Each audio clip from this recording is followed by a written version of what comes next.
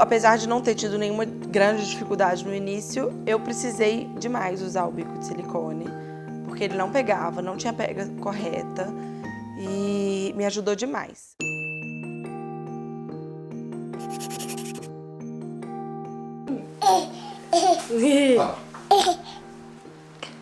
Quem é? Vai pôr esse dedinho sujo na lente.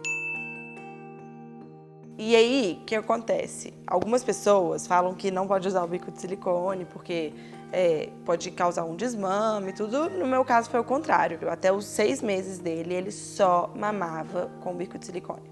Eu sempre tentava sem, aí ele mamava 2 minutos e eu tinha que colocar o bico de novo.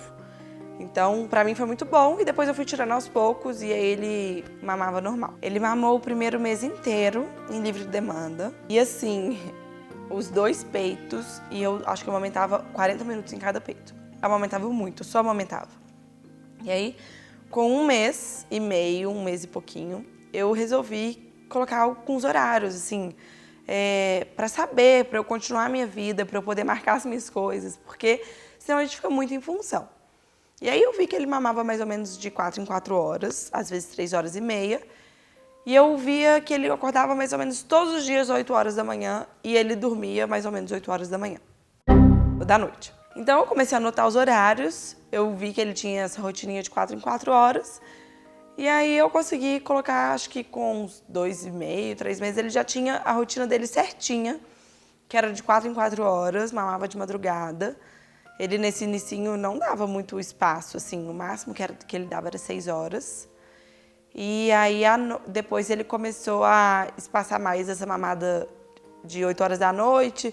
Ele mamava primeiro meia-noite, depois foi para 2, depois foi para as 4, depois foi para as 6, depois foi para as 8. E aí, com 4 meses e meio, ele mamava 8 horas da noite e depois só 8 horas da manhã, que aí foi a melhor coisa do mundo, né? Mas foi com o tempo mesmo. E eu nunca acordava de cara, assim, se ele chorava, a babá colocava a chupeta nele, ele voltava a dormir.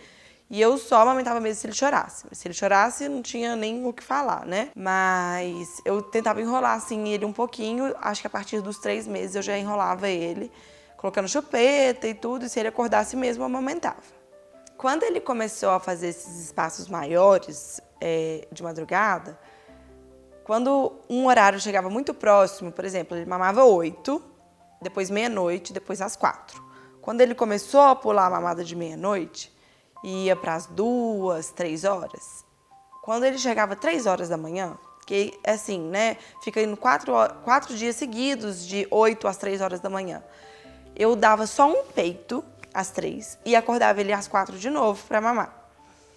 Porque desse jeito eu consegui rapidinho que ele fosse de 8 às 4.